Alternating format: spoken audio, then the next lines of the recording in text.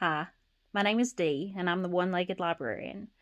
You may wonder about why I'm missing my leg if you've seen some of my short videos here of vacuuming and sweeping my front porch and folding some laundry and walking down the hallway at my workplace.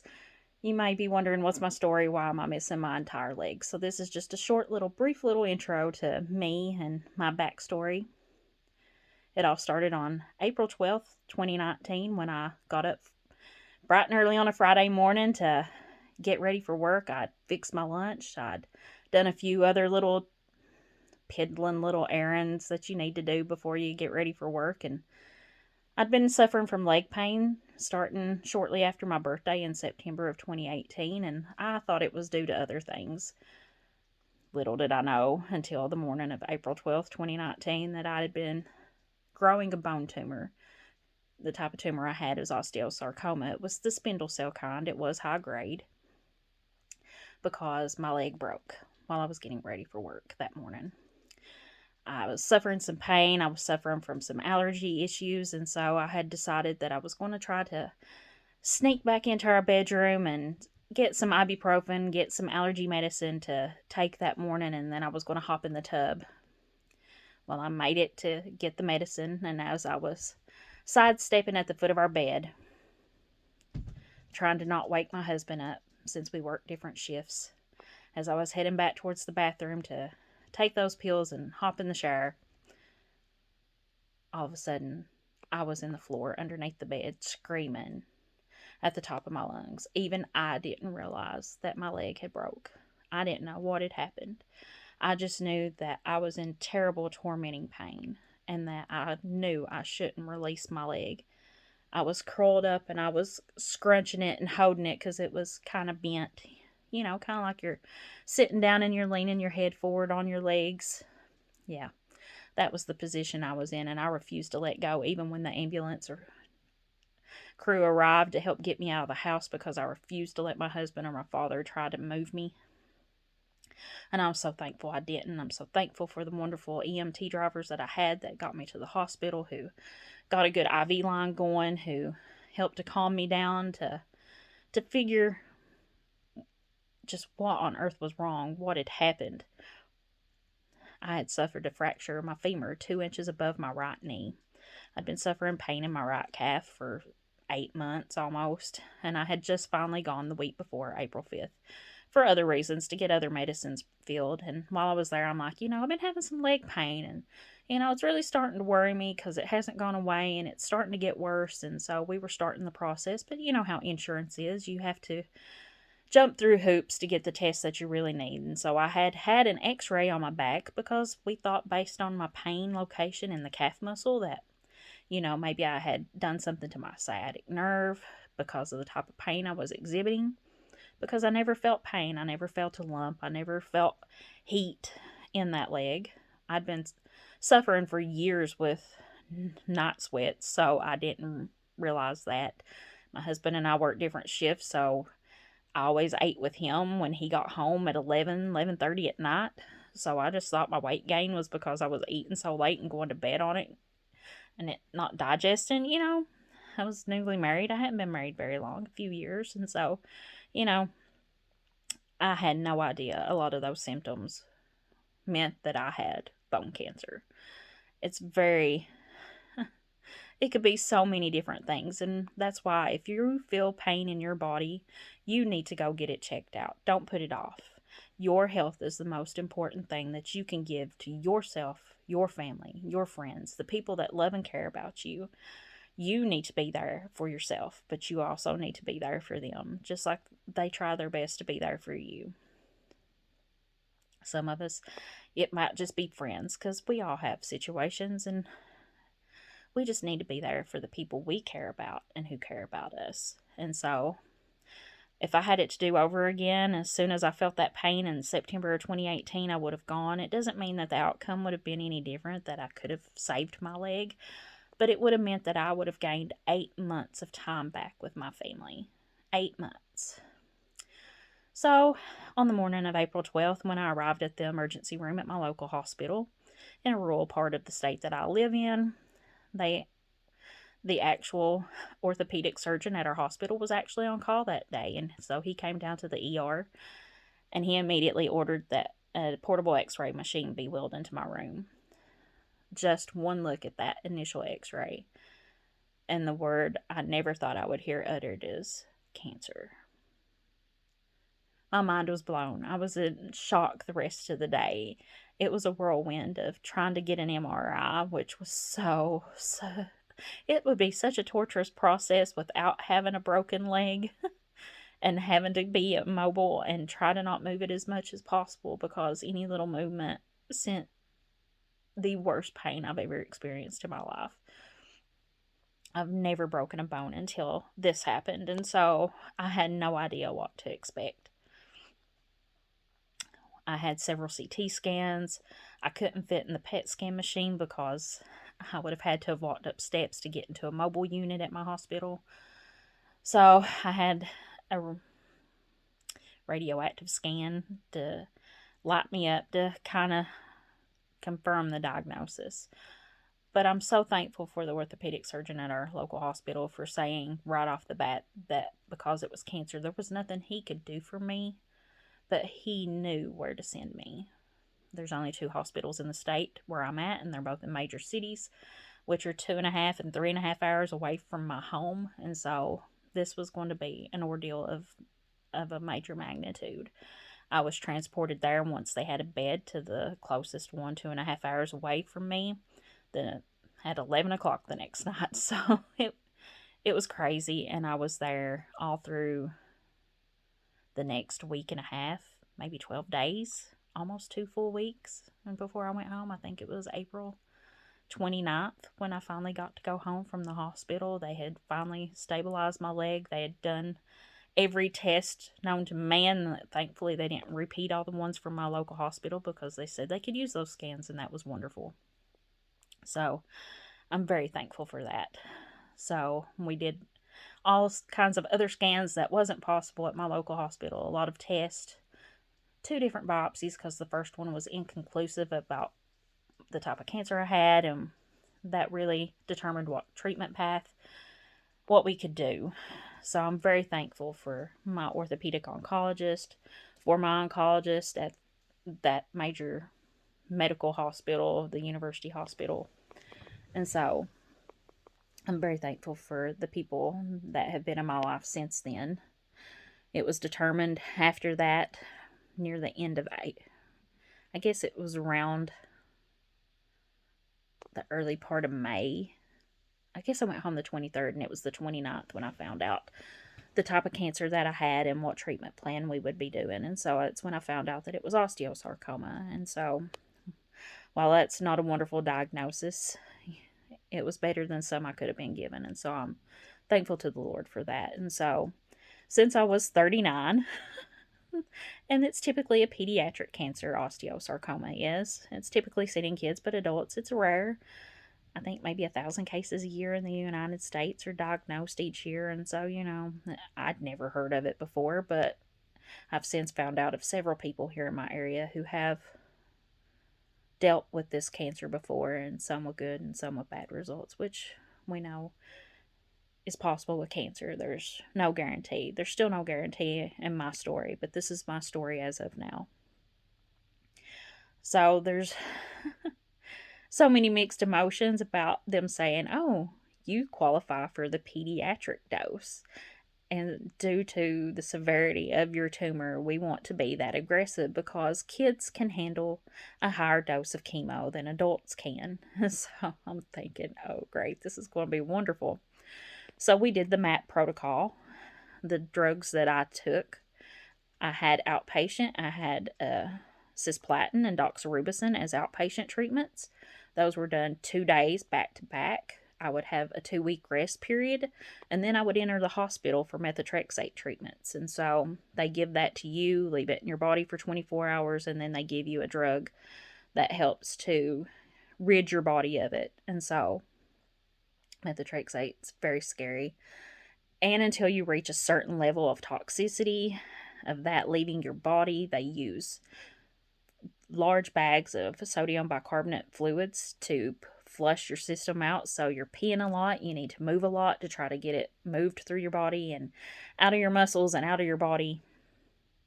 Let your kidneys filter it and get it. So it's very hard on your kidneys. It's bad for your heart. All these things were, in addition to trying to treat the cancer. Losing your hair. There's so many things. If there's anything that you see and you would like to know more on, please let me know. There's just so many aspects. I'm just trying to hit the highlights. So I began my first outpatient treatment on May 9th of 2019. I had a dual power port installed in the right side of my chest. I actually still have it on May 5th. And I was supposed to start chemo the next day, but my insurance balked at giving me my chemo. Why? I don't know, but it's healthcare, things happen. But I was finally able to start my chemo on May 9th, 2019. And so we started with the cisplatin and doxorubicin. This doxorubicin was a 15-minute syringe push. They would push so much, stop and wait. Push so much and stop and wait. It's called the Red Devil, and let's just say, yes, it lives up to its name. That and the cisplatin really made me sick. The methotrexate just kind of made me nauseous a little bit. Just made me not have much of an appetite, and I couldn't really taste anything. My sense of taste really did diminish, like a lot of people speak about. Some people, salty foods are all they can really taste while they're doing chemo. For me, it was the opposite. It was sweets. And that happens. One or the other of your taste buds, we all react differently to drugs. And so that was my experience with these drugs. But the cisplatin and doxorubicin really, really made me sick. Those really took me down for the count. So I'm glad I had a 2-week recovery period, and then we would start the methotrexate. Normally, your body should release the methotrexate within 3 to 4 days. The first 2 times, it actually released within 4.5 days, and I could go home. After that, 5.5 days became the norm. But in the month of July of 2019, the last 2 methotrexate treatments I was going to have before I had a PET scan to see how the tumor had responded to these chemo treatments, it was bad. My body would not release them at all. The first treatment of July, I was there for 9 days. And I begged and pleaded with them because my wedding anniversary is July 14th. And so I begged and pleaded with them to let me go home. That my mom hadn't come prepared to stay with me or with medicines, clothes, enough to last as long as it was, because they wanted me to just go straight from that one into the next treatment. Thankfully, they were gracious and let me take the release drug home with me. It's leucovorin. And so they allowed me to take some leucovorin pills home with me to continue to try to flush it out of my system more before I came back. I was home for a day and a half. I came back and I stayed another 11 days. So I think I finally got out of the hospital during the month of July, like the 30th, 31st, something like that. I actually watched them build a parking lot next door in the amount of time that I was there in the month of July. And so that was such a struggle, you all, because at that time my leg had been in a full metal brace. I could not bear weight on it because of, trying to see if the bone would regrow, if it would heal correctly. So I was non-weight bearing for almost 4 months. I was using a walker. I never quite grasped crutches. I was just too fearful that I would re-injure that leg, and so the walker truly gives extra stability. And so I was hopping up and down those hallways in the hospital with one leg and basically dragging my right leg around. I finally got the results back, I think like August 3rd. That according to the PET scan, nothing had changed. I was devastated. I was heartbroken. I was crushed. I knew that meant that while an amputation was a possibility, that now I knew that the highest of amputations I could have for my leg was probably the most likely scenario that was going to play out. But going into the morning of August 8th, 2019, I said goodbye to my leg. It's one of the hardest things I've ever done, besides lose loved ones. It's very interesting to watch a part of you die.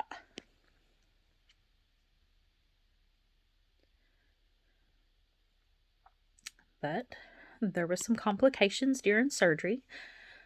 They choose to do frozen slides of the cancer cells out of the bone marrow, out of the middle of your femur. And so they did the above knee amputation like we had planned above the tumor site. And they did the frozen culture, and the results came back a different cancer, which actually is possible. I had no idea that some people, their body reacts to the chemo. Reacts to the chemo by actually changing it into a different cancer that they're battling. I never knew that was a possibility, and so that was what it was looking like. And so they resected a little bit more of my leg, and did the culture again. Same result. So I was told that they use some kind of metal rod or type instrument to go to the very tip of my femur bone all the way up to the ball joint that goes into your pelvic socket. And the results were the same. And so my husband and my parents made the tough decision to do the hip disarticulation amputation to give me the best chance of survival. And so I'm so thankful, because this is December 15th of 2021, and I'm still here. I've been cancer-free all the way up through my scans, and so they gave me the gift of life that day. And I'm so thankful. And while I won't say that it's easy, I'm so thankful to still be here. I'm thankful to have met so many wonderful people along the way. It's definitely been a journey. And so while we were waiting to see what the results were from the true pathology, to see what was going on, what kind of treatment changes were going to have to happen based on all of these results, my leg, she gave one last hurrah. She fought one last battle, and let's just say she won against a diamond bladed saw blade in the pathology department while they were doing their last dissection of her bone to see what was wrong and do the true, full-on pathology report. And so the blade, which is supposed to be able to go through the metal plates and brackets and stuff that had been installed in my leg, something happened. It malfunctioned. It totally tore the saw blade up, sent screws flying out of my leg. My leg broke like a $40,000 saw blade, you all. I mean, how embarrassing is that? So, like, she had one last hurrah. It's crazy to even think about. And so that delayed the pathology even more. So the beginning of September, about the second week, going into the second week of September, after my 40th birthday, which was a wonderful thing to celebrate and bittersweet. It was not how I imagined celebrating my 40th birthday at all. But I was so thankful to still be here to celebrate it. And so we found out that thankfully, it truly had been working, just not at a high rate, just because the tumor was so advanced. And so thankfully it hadn't morphed into a different cancer that would have been harder to treat if it would have been treatable at all. And so we began the MAP treatments again on September 19th of 2019, and that was a hard day all the way around, not just because of chemo, but other things happening to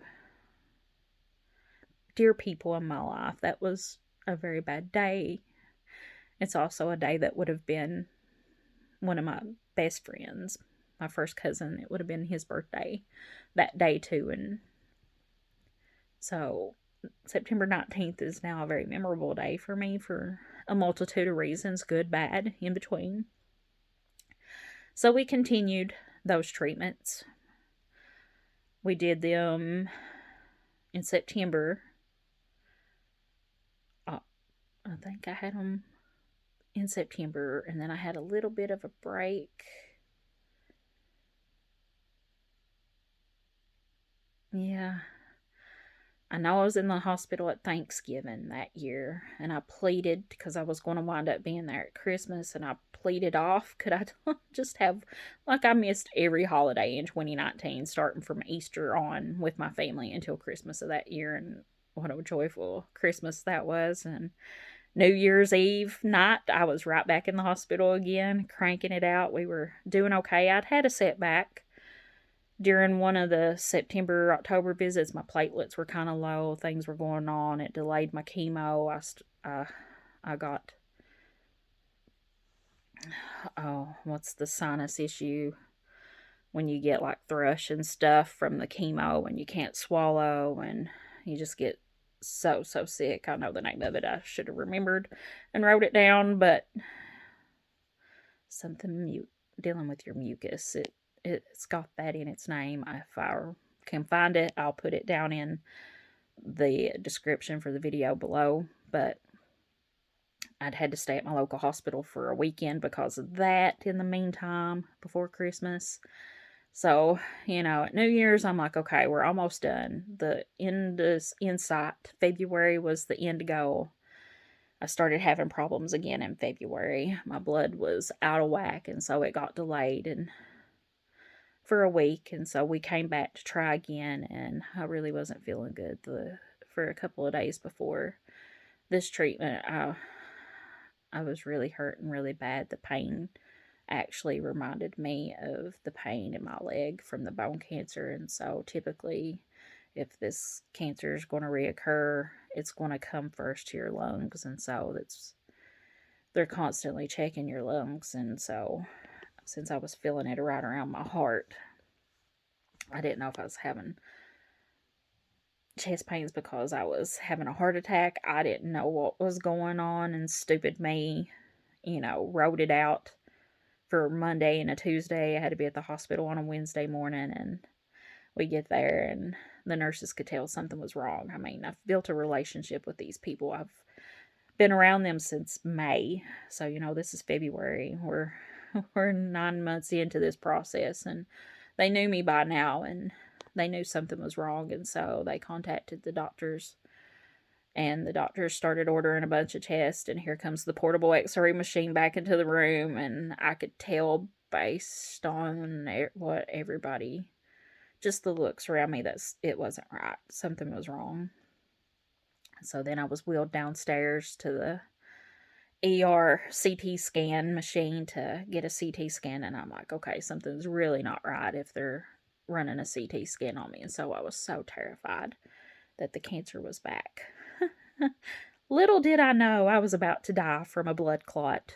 I had a pulmonary embolism in my left lung, and it was a really large one, and I was just about ready to throw it, and if I had, it would have killed me instantly. And so I always say the cancer was close to killing me, but not nearly as close as that blood clot was. And so, needless to say, that hospital visit was spent on a different floor, on the telemetry floor, until they could give me another heart echo to check my heart. And we really thought it had done some damage to my heart before we caught it. It was a very scary time, and I was presented with the choice of, I'm not going to tell you whether doing your last 2 methotrexate treatments will make one bit of difference, but I'm not going to tell you that they won't. And so it's up to you to decide whether you want to try to push through with the type of clot situation that you have to finish your methotrexate treatments. And that was a very, very tough position to be placed in as the patient. And so I just knew that I would live with regret if I didn't push through and try to do these treatments. And so my doctors, they were supportive. They understood my need to complete and see it through. The nurses understood the same, and so they were very attentive of me. I did have to receive some more blood transfusions. I received those a few times throughout this process just because of low platelets and blood counts and all that good stuff. I was sent home with Neulasta onboard shots. I'm sure you've seen the TV commercials for those, and so those helped after my cisplatin and doxorubicin to kind of keep my white blood cells in a good range. But it's chemo, it's cancer, you're dealing with many unknowns, and so while that's a good thing that helps, it's not really the end all be all. There are still things that can go wrong because that's just life. That's how that happens. And so I decided to finish those last two treatments, and the nurses couldn't have been any better to me. It was very bittersweet that last visit. I had been all over that cancer floor at that hospital. I'd been down both sides of it, makes like a rectangle, the floor does, and so I'd been on pretty much every corner, both hallways, and so there was one big room that we called the suite. It was the biggest room on the floor, and they reserved that for me for my last treatment. And so they always treated me so well, but that was just such a wonderful way for them to send me off. And so on March 2nd of 2020, right before the world ended with COVID, I had my first CT scan to see where I stood. And that was my first cancer-free screening. Since then, every 3 months, I've had to go and have a CT scan done. And so far, knock on my old hard head here, all of the scans have been clear. At the time of filming this, I'll be doing another CT scan in January. And so those are never easy. They're always nerve-wracking. The week leading up to those are always terrifying because I don't take for granted that I will always have clear scans. I know many people who haven't, who've had this kind of cancer that I've made friends with through social media. And so I don't take it for granted. Never. Not once. So I'm always thankful the times I've heard, you're still cancer-free. So that's been my journey. Like I said, I still have my port. I had very bad small veins to begin with. So I'm not sure how much longer I'll have to have this port. It does come in handy, but it's a lot of maintenance and upkeep. It really does kind of hurt. You can kind of see my incision line here above my tank top. It's, it's this long, the device is. And so it creates pain sometimes. Like today, it's been hurting. When the weather changes, it hurts. It's been a process, you all. And then on top of that, dealing with phantom nerve pain and phantom sensation and all of that, we all experience different issues. Some amputees, it goes away. Some people never have it. And some people are in torment daily. I'm not in torment daily. It always feels like, kind of like my leg's asleep. Like you just want to shake your right leg and wake it up. Other times it feels just like somebody's driving a nail through my big toe. Other times it feels like my leg is in that leg brace again. And so it's just like, just a mind. It just blows my mind how our mind works, how our body works, and just how in tune it is. Sometimes I can move it. I can't really move my foot or toes. I can kind of wiggle my foot back and forth. That's what I'm doing right now, trying to wiggle it at the ankle because my foot's asleep. And it's driving me nuts. At first, it was kind of like the tree yoga pose where you make like the triangle with one leg and your foot's on beside of the knee on your opposite leg and you're standing on one and you got your hands in like the prayer pose. Yeah, for like the first year, that was like the automatic position that my leg was in. Because I can tell you right where it's at all times. Like right now, it's going through the mattress on my bed that I'm sitting on. Sorry for crappy camera work, but I just really wanted to try to get this in and get this uploaded. Because I know people may be coming here to see what my story is and that doesn't know me.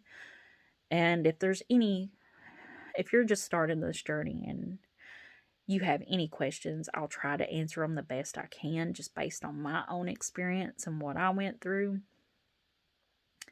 Like I said, each of us are different. Our journeys are going to be different. We all experience different things.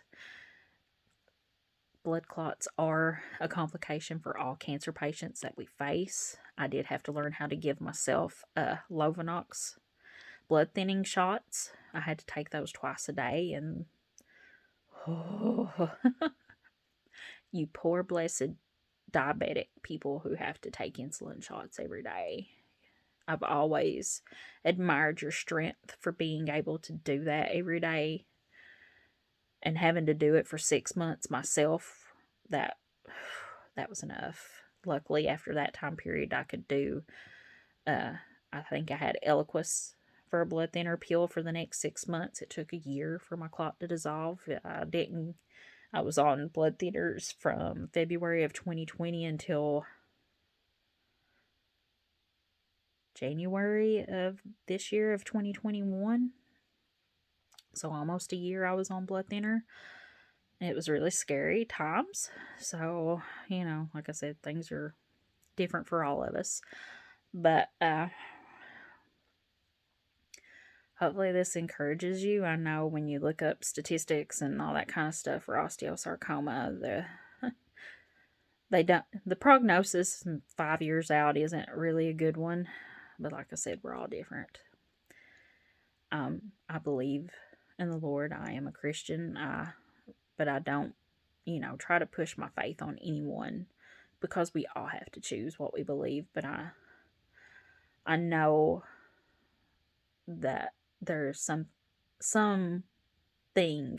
I know for me it's the Lord, but for others who don't believe, there truly is a reason why I'm still here.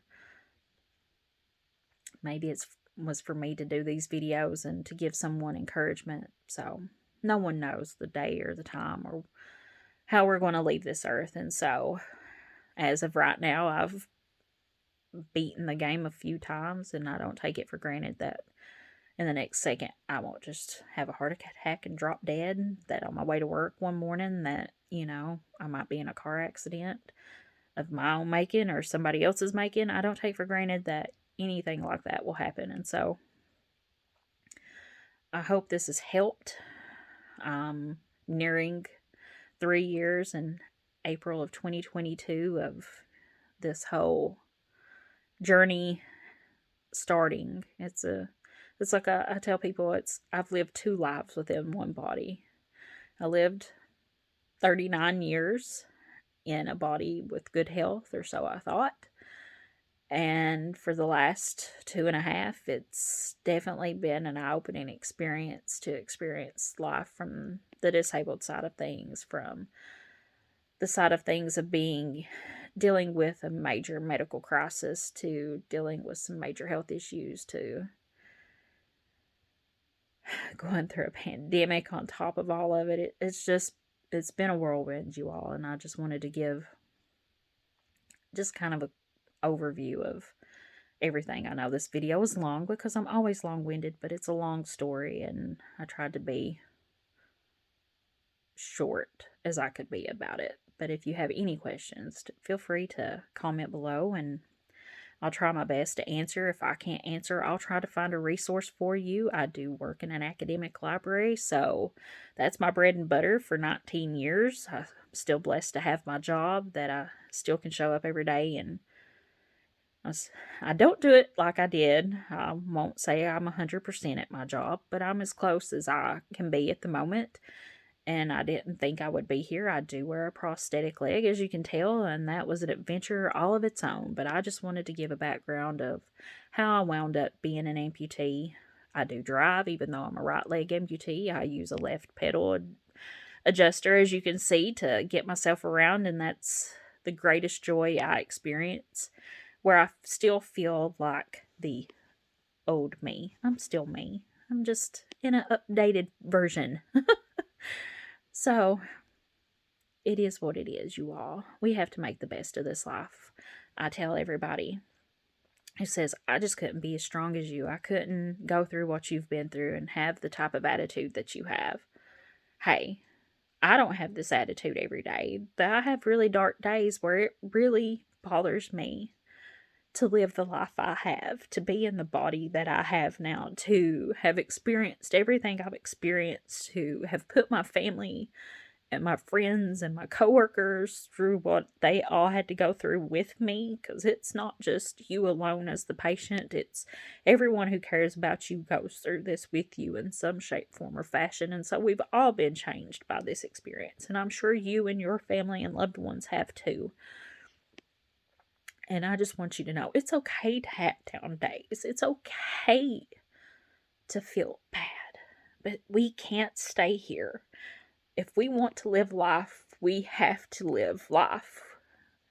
If some days you want to sit in a corner and just cry, and that's okay too. You just can't stay there. And so that's what I try to tell everyone is that, sorry you all for crying, but this subject is very emotional. And I try not to cry because I cried so much that I'm tired of crying. There's no point in crying. This is my life now. And if I want to live it and enjoy it, then I've just got to get out there and do it. So the days I feel down, I let myself feel down because, I wasn't little Miss Ray of Sunshine every day before I went through cancer and my amputation and learning to live with a disability. And the stress of, will it come back? Will it not come back? All of that jazz. So, I don't expect myself to be any different there. I just know that I can't live in those dark places because I know that I did for like the first month after my amputation. It was a very, very dark place I was in, you all. A very dark place. Just watching other people walk devastated me. Seeing other people go up and down stairs, lift packages and pack them. I mean, losing your hands because you're having to use it for a walker every day and other people have to carry everything for you and you have to be dependent on other people, because I was very highly independent and I still am, which is probably why I can use my prosthetic, because I'm so pig-headed that I refuse to give up. It's a whole story into itself, so I'm not going there right now. If you want to hear that one, let me know too. But I couldn't stay there in those spots. And I know some people can't get out of the dark place. And they decide to make things better in a way that leaves those left behind pretty devastated. And so those are the only three choices that we give ourselves every day, is to either be present and live, be present and suffer, or to not be present at all. And so I hope that this encourages you to live that life. We don't have any guarantees regardless of what happens to us, what we go through in life. There is no guarantee. From the moment we take our first breath, all we're waiting for is the moment when we take our last, and we don't know when that will be. And so until we get to that moment, we just need to live in the moment. So I hope this kind of gives you an overview of what I went through, maybe what you can expect if you're taking the same drugs too, if you're kind of doing the same regimen and protocol. Always ask your doctor, talk to your nurses. You need those people to be your allies, because they're your voice to the doctors. You have very limited contact with them, but the nurses are with you day in and day out, especially your inpatient stays.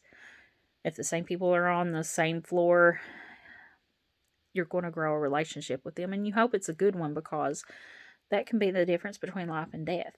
They saved my life that morning of the blood clot episode, and I'm forever grateful to them for that. They'd been through there helping me battle the cancer, and then they helped me battle this clot, and I'll be forever grateful that, they realized something wasn't right with me, and that they didn't start the chemo, that they decided to find out what was going on. So there's no guarantee that you'll get that, but that's just my journey, my story. And so I hope this has brought you some kind of awareness as to why I'm the one-legged librarian. And if you have any questions, please post them in the comments below. I hope I didn't upset anyone with the content of this video. That was not my intention. It was just to be informative and to tell you my story in my own words. But I thank you for tuning in and for giving me the opportunity to tell you my story. I hope it encourages you if you're facing the same trials, you are a family member or a friend, and that it gives you hope. Don't ever give up hope. That's the one thing no one can take away from you is your hope. And don't you dare let them. I thank you once again. Thank you for tuning in. Thank you for watching this 40-minute long video with no editing, no cuts, one take. So I apologize for the tears, but that's what happens when you talk about one of the most emotional events that I've ever gone through in my life, besides losing many, many loved ones, family, friends over the years. It's been the toughest thing I've gone through.